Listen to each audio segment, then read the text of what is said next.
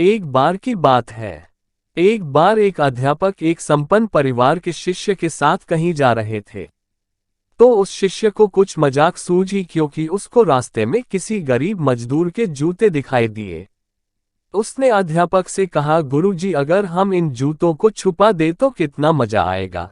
अब उसको तो मजाक सूझ रहा था, लेकिन गुरुजी ने कहा कि नहीं, गरीब इंसान के साथ इस तरह का भद्दा मजाक करना ठीक नहीं है। उसने कहा, क्यों ना हम इन जूतों में कुछ सिक्के डाल दें और देखें कि इसका इस गरीब मजदूर पर क्या प्रभाव पड़ता है। उन्होंने ऐसा ही किया। जैसे ही मजदूर अपना काम करके लौटा और उसने एक पांव अपने जूते में डाला तो उसको कुछ कठोर सा महसूस हुआ।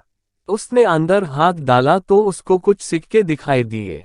वह थोड़ा आश्चर्य में पड़ गया। आसपास किसी को देखा तो कोई भी दिखाई नहीं दिया।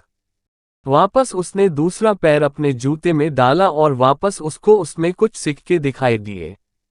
अब दोनों जूतों के सिक्कों को उसने अपने हाथों में रखा और प्रभु की तरफ इशारा किया, हे प्रभु, पता नहीं किस भले मानुष ने यह सिक्के मेरे जूतों में छुपाए हैं, लेकिन जिसने भी छुपाए हैं उसको मेरी दुआ है ताकि इन पैसों से मैं अपने बच्चों और पत्नी के लिए कुछ खाना और दवाएं ला सकूंगा। और इतना बोलकर वह चला गया। इस बात को शिष्य और अध्यापक दोनों सुन रहे थे। अब अध्यापक ने शिष्य से पूछा कि अब तुम मुझे बताओ कि तुम्हें कैसा महसूस हुआ, तुम्हारी पहले वाली मजाक या मेरा यह तरीका। तो उसने कहा कि गुरुजी, मैं आपसे क्षमा चाहता हूँ। अब मुझे समझ आ गया है कि सच्ची खुशी किस चीज में है। जब हम किसी की मजाक उड़ाते हैं तो हमें कुछ पल का आनंद मिलता है, लेकिन इससे हमें बद्दुआ मिलती है।